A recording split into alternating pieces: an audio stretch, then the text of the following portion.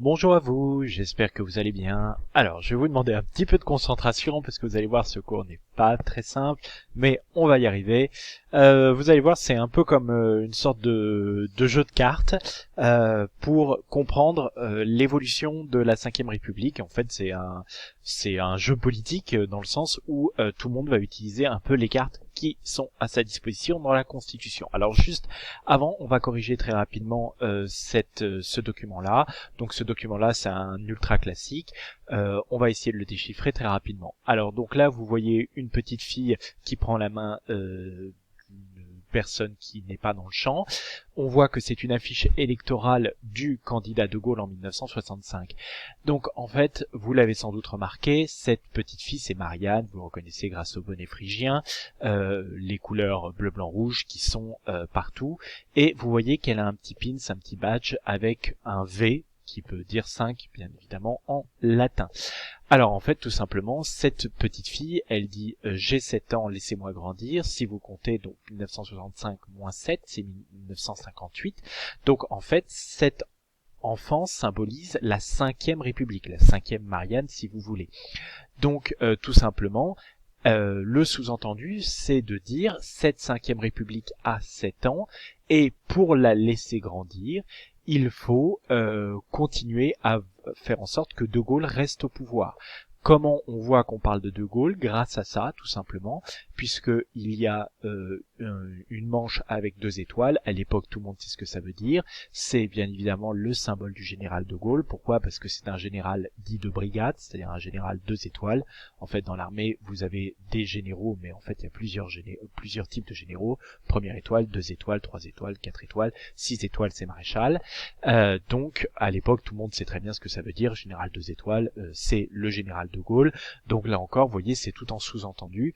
Alors maintenant, 2 étoiles pour les fans de foot, ça veut dire autre chose, mais à l'époque, ça parle pour tout le monde. 2 étoiles, c'est le général De Gaulle. Donc clairement, vous voyez, tout est en sous-entendu de dire, si vous voulez que la Cinquième République continue, celle qui a permis de régler la guerre d'Algérie, il faut continuer à faire en sorte que De Gaulle reste au pouvoir.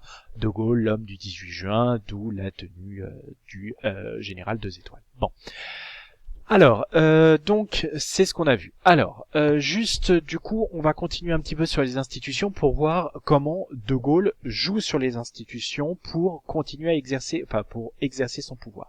Donc, on a vu en 1958, donc c'est le même organigramme hein, que ce que vous avez appris, sauf que là, c'est à l'époque. Alors, deux grosses différences au moment du début de la Cinquième République. Le président n'est pas élu pour 7 ans, mais pas pour 5 ans, mais pour 7 ans. C'était largement un mandat très très long pour l'époque. Hein. À l'époque, aujourd'hui, nous c'est 5 ans. Le président de la République, le président américain, c'était déjà 4 ans. Hein. Donc Donald Trump, il est élu pour 4 ans. À l'époque, c'est pour 7 ans. Donc, on voit qu'il a une assemblée nationale, un Sénat et un gouvernement. À l'époque, donc c'est Michel Debré qui est Premier ministre et il a donc un gouvernement. Là, on voit De Gaulle et Michel Debré. Donc, c'est relativement comme aujourd'hui à donc, sauf qu'il est élu pour 7 ans. Autre différence, à l'époque, il n'est pas élu directement par les Français, il est élu par les grands électeurs, c'est-à-dire en gros par les maires et les conseillers municipaux. Alors ça, en fait, De Gaulle le voulait pas vraiment en 1958, mais lorsqu'il a été rappelé au pouvoir, les hommes politiques lui ont pas vraiment laissé le choix, ils avaient pas envie que le président soit élu directement par les Français. Mais il a toujours son idée derrière la tête, lui veut que le président soit élu directement par les Français. Donc, en 1962, il veut modifier la Constitution. À la fin de la guerre d'Algérie, il change de Premier ministre. Il a comme Premier ministre Georges Pompidou, donc l'homme que vous voyez ici, et il veut changer ce truc-là de la Constitution. Il ne veut plus que ce soit et que le président soit élu par les grands électeurs, c'est-à-dire en gros les maires et les conseillers municipaux. Il veut qu'il soit élu directement par les Français. Il l'annonce à la télé. Il veut faire un référendum pour faire en sorte que pour qu'on modifie la Constitution en ce sens. Et là, les députés sont fous furieux parce que justement c'était un petit peu une des promesses de son retour et ils considèrent qu'il a trahi sa promesse vu qu'il veut faire en sorte que le président soit élu directement par les Français. Et l'Assemblée, elle peut rien faire directement contre le président. Mais par contre, elle peut embêter le président. Souvenez-vous de la Constitution, regardez, elle peut renverser le gouvernement du président de la République. Donc, qu'est-ce qu'elle va faire? Vu qu'elle peut pas renvoyer De Gaulle, elle va renverser son gouvernement à lui. Donc, elle va faire, donc l'Assemblée va voter majoritairement une motion de censure. Donc, en gros, c'est la gauche et le centre droit qui vont s'allier pour renverser, donc obliger renvoyer, si vous voulez, Pompidou. Et alors De Gaulle dit, ah d'accord, vous voulez la jouer comme ça? Aucun problème, mais vous avez oublié un truc. Bon, ils l'ont pas oublié, mais voilà, ils ont pris le risque. Moi, je peux dissoudre l'Assemblée. Donc il va dissoudre l'Assemblée et il dit, écoutez, on n'est pas d'accord entre président et Assemblée, on va voir les Français, ils donnent raison à qui? À qui les Français donnent-ils raison? Et là, tout simplement, son parti gagne les élections. Largement. Vous voyez, ça, son parti en bleu, et il a à lui seul, son parti a à lui seul la majorité absolue. Et du coup, tout simplement, il dit, voilà, maintenant je peux renommer mon gouvernement, et maintenant je peux modifier la Constitution. Il fait un référendum, il le gagne triomphalement, 1962, pardon, ça aurait pas dû être comme ça, 1962, il gagne les élections, et il modifie la Constitution. Référendum, 62% des Français sont d'accord avec lui, le pari des députés précédents est perdu, et du coup, De Gaulle peut renommer son gouvernement et modifier la Constitution. Alors, donc on avance un petit peu dans le temps. En 1969, on le reverra un peu plus tard, De Gaulle démissionne, on verra pourquoi, et on va aller quelques années plus tard, on va aller donc presque 20 ans plus tard, en 1981. Alors, en 1981, en début de l'année 1981, il y a un autre président de la République, Valéry Giscard d'Estaing, qui est toujours vivant d'ailleurs, aujourd'hui, Valéry Giscard d'Estaing, et il a comme député Raymond Barre, et c'est un président de droite, comme le général de Gaulle, et il y a une alliance du centre droit et de la droite. Donc, c'est la droite qui gouverne. Vous voyez, en bleu, j'ai mis les gouvernements de droite, en bleu, le président de droite, et voilà. Sauf qu'en 1981, il y a une élection présidentielle. Et, la gauche va gagner les élections présidentielles, et c'est donc François Mitterrand qui est élu président de la République. Vous voyez, on a un président de gauche. Qu'est-ce qu'il va faire tout de suite? Bien évidemment, il va utiliser la Constitution, comme le général de Gaulle en son temps.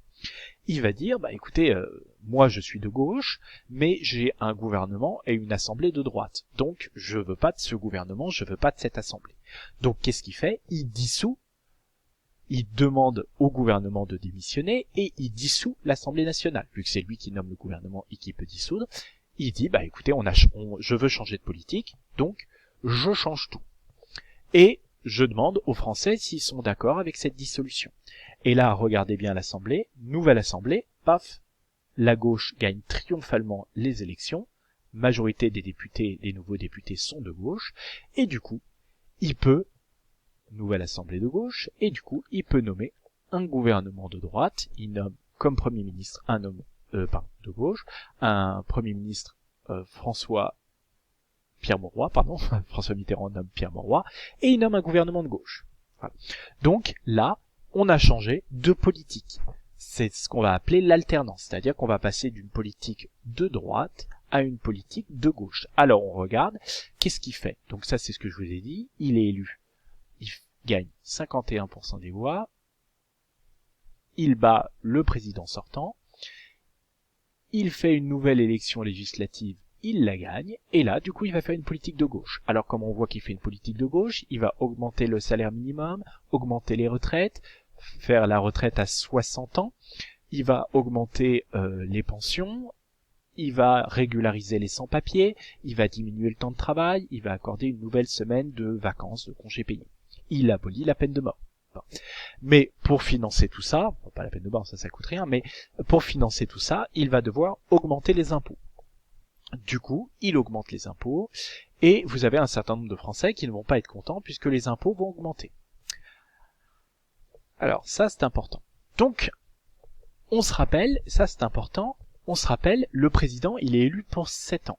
L'Assemblée, elle est déjà élue pour 5 ans. Et alors là, je vous demande un petit peu de concentration, c'est important. Donc si vous faites le calcul, les deux, ils ont été élus en 1981.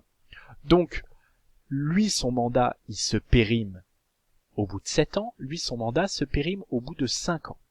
Donc si vous comptez bien, 1981 plus 5, ça fait 1986. Donc en 1986, le président de la République doit accepter, il n'a pas le choix, l'Assemblée qui a été élue 5 ans avant, elle doit être renouvelée. Les Français vont revoter. Et là, les Français vont changer d'avis. Les Français vont voter majoritairement à droite. Alors on regarde l'Assemblée, nouvelle Assemblée en 1986, puis la droite redevient majoritaire. Et là, bien évidemment, il y a un problème. Regardez, parce que le président, il a encore 2 ans de mandat.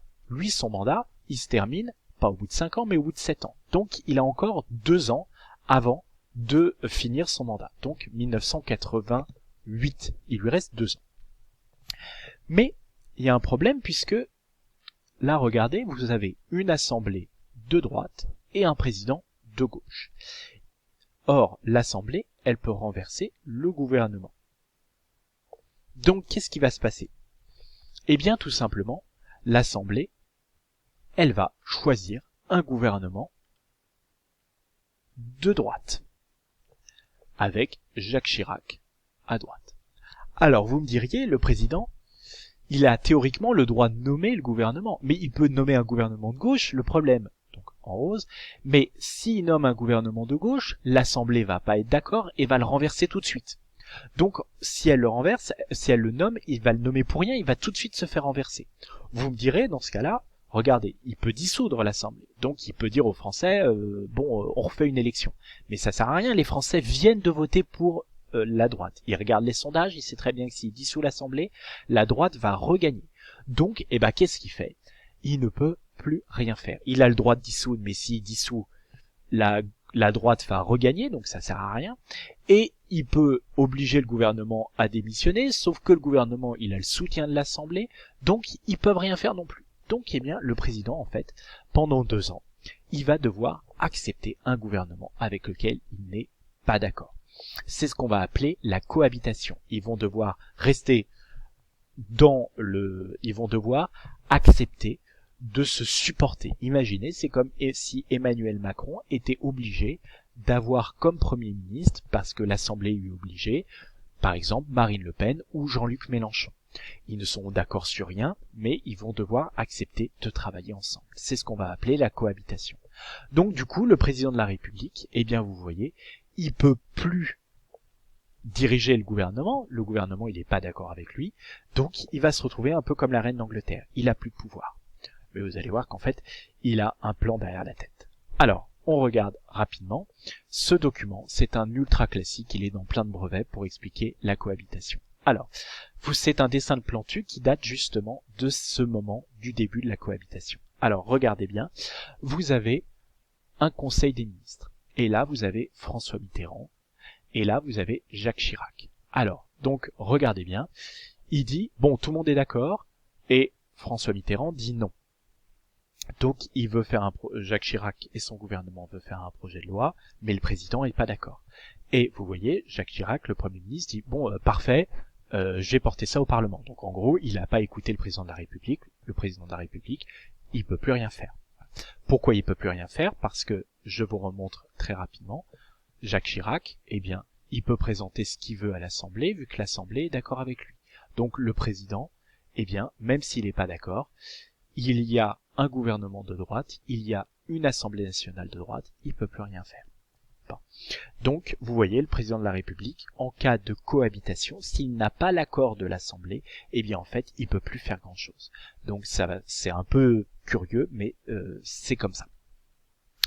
Donc, ça, je vous dis, ce document, il est dans il a été dans plein de brevets, donc ça, c'est un ultra classique. Logiquement, je vous ai pas mal aidé pour ça. Alors, j'en reviens, si vous suivez bien, et rassurez-vous, on va finir à ce moment-là, 1988. Là, pour le coup, ça fait 2 ans qu'il subit la cohabitation. Et là, bien évidemment, son mandat se termine. On est 7 ans après 1981 les élections. Donc, le mandat présidentiel, il se périme. Donc, il faut changer de président. Alors, qui va se représenter? Qui va se présenter pour être le nouveau président? Eh bien évidemment, Jacques Chirac, puisqu'il a gagné 2 ans avant les élections législatives et il est devenu Premier ministre. Donc il se dit, c'est mon moment. Mais Mitterrand, il dit, écoutez, moi aussi je me représente. Peut-être que je vais être réélu par les Français. Les Français décideront. Et là, qu'est-ce qui se passe? Jacques Chirac perd les élections, François Mitterrand gagne les élections. Bon. Donc François Mitterrand est réélu. Jacques Chirac a perdu. Bon. Alors du coup, là, il dit aux Français, François Mitterrand dit aux Français, vous avez changé d'idée. En 2 ans, vous avez changé d'idée. Donc, cette fois-ci, je dissous, puisque visiblement, vous avez voté à droite en 1986, maintenant en 1988, vous avez changé d'avis, vous votez à gauche, et bien du coup, je dissous l'Assemblée.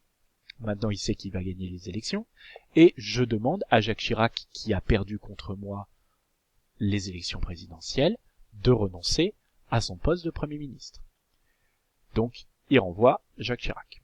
Regardez l'Assemblée. Les Français votent majoritairement à gauche. Et c'est reparti pour un tour. Cette fois-ci, il peut nommer un gouvernement de gauche, puisqu'il a l'accord de l'Assemblée. Et du coup, il peut regouverner comme avant la cohabitation. Donc cette cohabitation-là aura duré 2 ans. Donc vous voyez, je vous remontre, mais aujourd'hui, pourquoi Emmanuel Macron peut gouverner? C'est pas uniquement parce qu'il est président. Il faut 2 conditions, certes être président, mais aussi avoir une assemblée qui soit d'accord avec lui pour qu'il puisse nommer un gouvernement qui va pouvoir gouverner en son nom, proposer de nouvelles lois, puisque les lois seront votées par les députés qui sont majoritairement d'accord avec lui. Je suis désolé de le faire dans ce contexte-là. Je sais que c'est pas très simple comme cours. J'espère que c'est clair. J'ai essayé de faire ça le plus clairement possible. Je vous remercie beaucoup de votre attention. Je vous souhaite une bonne journée et un bon week-end du 1er mai. Au revoir.